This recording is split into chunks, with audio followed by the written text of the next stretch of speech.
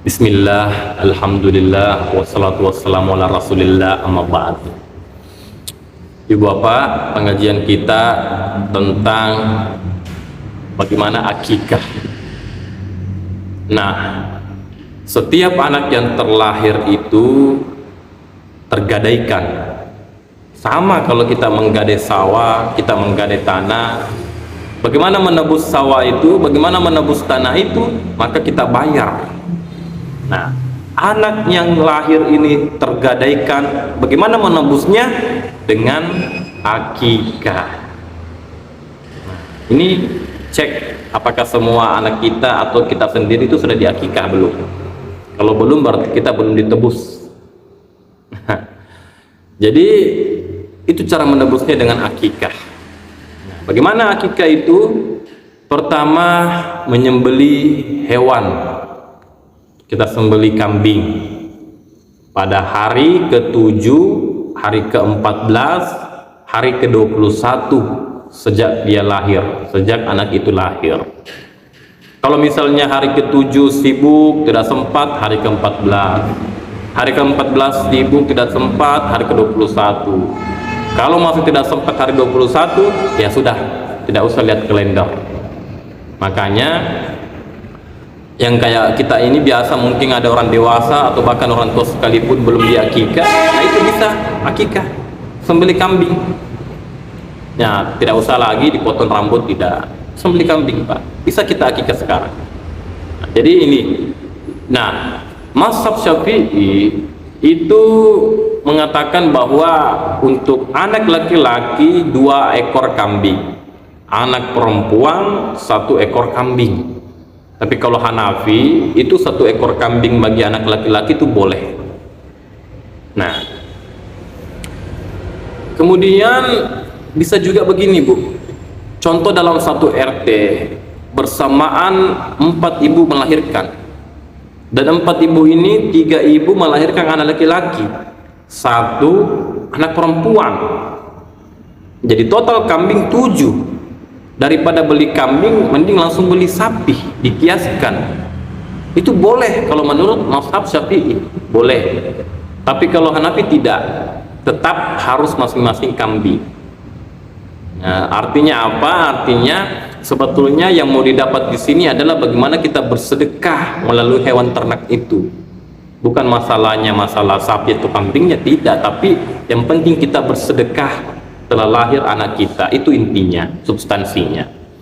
Jadi tidak ada masalah mau seperti mazhab Syafi'i, anak tidak ada masalah. Tapi kalau saya, kalau anak laki-laki tetap 2 kambing. Nah, ini yang pertama, disembelihkanlah kambing, kemudian dipotong rambutnya. Kayaknya biasa kita lihat acara akikah itu potong rambut anak. Nah, dipotong, dikumpul rambut tersebut, lalu ditimbang. Setelah ditimbang, disesuaikan harga perak. Harga perak taruhlah 1 gram 70.000. Kemudian dilihat anak itu rambutnya 10 gram. 10 gram dikali 70.000, 700.000. Nah, itu kita harus bersedekah senilai 700.000. Kita kasih yatim piatu, kita kasih fakir miskin, kita kasih masjid. Itu sedekah sejumlah berat rambut anak kita. Terus ada yang bilang, Ustaz, saya pakai emas. Boleh pakai emas. Jadi kalau aturannya perak, boleh kita pakai yang lebih tinggi, emas. Itulah indahnya Islam Pak. Coba Islam mengatakan harus emas, nah, maka tidak boleh kita pakai senilai perak. Jadi seperti itu. Berapa jumlah timbangannya? Taruhlah 5 gram. Kalau anaknya mungkin gondrong sampai 20 gram, dikali harga perak 1 gram berapa, segitulah yang harus kita sedekahkan. Nah, setelah menyembelih kambing, potong rambut, lalu selanjutnya adalah memberikan nama. Kita berikanlah nama anak kita, nama-nama yang islami Pak, nama-nama yang indah, karena nama itu adalah doa. Kita berikan nama anak kita mutmainnah, wahai jiwa yang tenang. Itu kita doakan anak kita Pak. Jadi jangan asal kasih nama. Kewajiban kita sebagai orang tua berikan nama islami kepada anak kita. Kemudian nama ini adalah identitas. Nama itu bisa menggambarkan bahwa kita dari Jawa, dari Bugis. Kalau Labece itu ya pasti dari Bugis. Kalau Marjono, Prabowo, nah itu pasti Jawa. Jadi nama itu identitas. Kemudian berikan yang Islam. Kalau dia laki-laki, pakaikan Muhammad di depannya, Pak. Kalau perempuan, pakaikan Siti di depannya, seperti Siti Khadijah. Nah, kenapa? Karena nama laki-laki inilah, nama Islam inilah nanti yang kemudian di kemudian hari ketika kita dihisab, yang pertama dihisab adalah nama-nama Islami.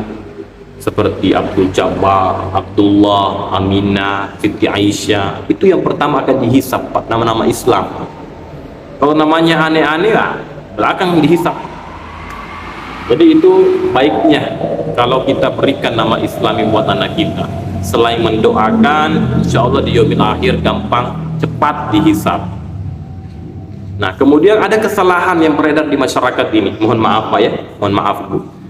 Yaitu kadangkala kalau ini ibu-ibu ini, perempuan ini sudah menikah, namanya itu di belakang dia ganti jadi nama suaminya. Jadi misalnya contoh istrinya Aisyah, yang tadinya Aisyah binti Abdullah, karena suaminya misalnya Budi, dia jadikan Aisyah Budi. Nauzubillah, ini haram mengganti nama ayah kita, memasukkan nama suami kita. Karena ini kita terpengaruh biasa, Pak, dari budaya-budaya barat seperti itu. Dia namanya istrinya lalu dipasang, digandeng namanya suaminya di belakang. Ini haram dalam Islam. Laknat Allah yang membuat seperti itu. Jangan kita ikuti budaya-budaya barat, Pak, kecuali ada tambahannya. Misalnya Aisyah istrinya Budi, nah itu jelas.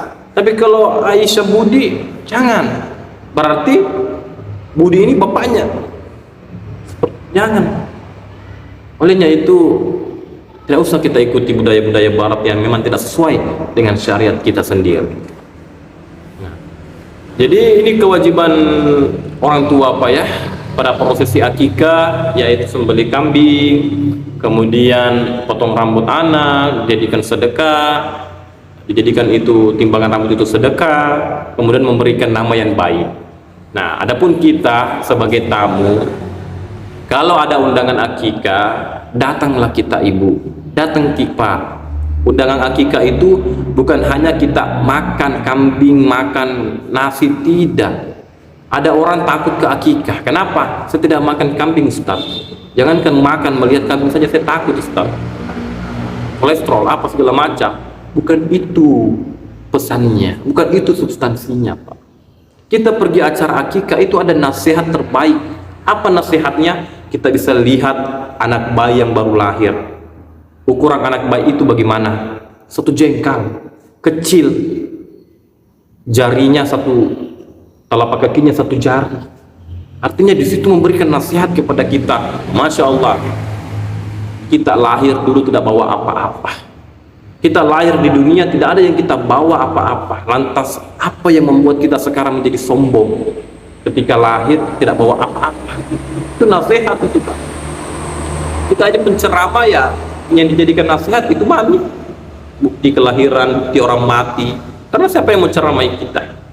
Dan memang ada orang itu kalau diceramai tidak masuk di telinganya. Nanti dia bisa mendapatkan nasihat ketika dia melihat bukti. Makanya pentingnya itu ke akikah. Kita lihat, oh dulu kita lahir seperti ini kecilnya, tidak ada yang kita bawa. Itu nasihat, Pak. Kemudian ketika datang akikah, kita doakan orang, saudara kita. Semoga Allah memberkahi anakmu, Allah menjadikanmu sebagai orang yang bersyukur, dibuatlah anakmu taat berbakti kepadamu. Itu kita doakan, Pak, saudara kita. Jadi begitulah dalam akikah itu. Banyak nilai-nilai yang ada di dalamnya. Nilai nasihat, kemudian ada bersanjinya. Itu biasa ada bersanji. Bersanji itu kan isinya sejarah, memuji Allah, bersolawat. Itu bagus itu kita mendengar bersanji, Pak. Makanya saran saya kalau ada akikah, datang ke akikahnya bukan pada saat makannya saja, tapi kita datang melihat prosesi akikah tersebut. Semoga bermanfaat ibu bapak sekalian. Barakallahu fikum. Karena waktu, wassalamualaikum warahmatullahi wabarakatuh.